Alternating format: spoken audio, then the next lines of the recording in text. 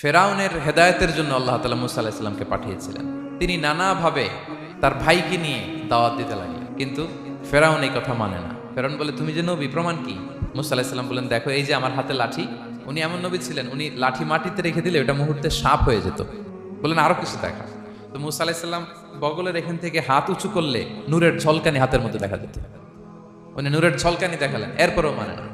এরকম একটার পর একটা আল্লাহ নবী মুসা আলাইহিস সালাম মুআজিজা দেখাতে লাগলেন, কিন্তু ফেরাউন মানে না। শুধু মানে না এতটুকুই না, সবশেষে আল্লাহ নবী মুসা আলাইহিস সালামকে অ্যাসাসিনেশন, হত্যার পরিকল্পনা করলো তারা, যে বনি ইসরাইল মুসা এবং মুসার অনুসারী যারা আছে দুনিয়া থেকে সরাই দিতে হবে।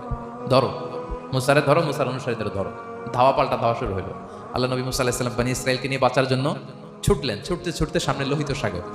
দেখেন, একে তো আল্লাহর বিধান মানে নাই, এরপরে একটার পর একটা মুআজিজা আসলো, সেটাও মানে নাই। এখন নবীরে হত্যার জন্য ছুটছে। আমি মুসা এবং বনি ইসরাইলকে বাঁচাই দিলাম, ফেরাউন সহ তার দলবলকে সাগরে ডুবাই মারলাম। শুধু ডুবাই মারে নাই আল্লাহ, লোহিত সাগরে তো ডুবিয়েছেই। আল্লাহ বলেন, ফেরাউন তোর অনুসারী যারা পৃথিবীতে থাকবে তাদের জন্য তোর লাশটারে আমি শুটকি বানিয়ে রাখলাম।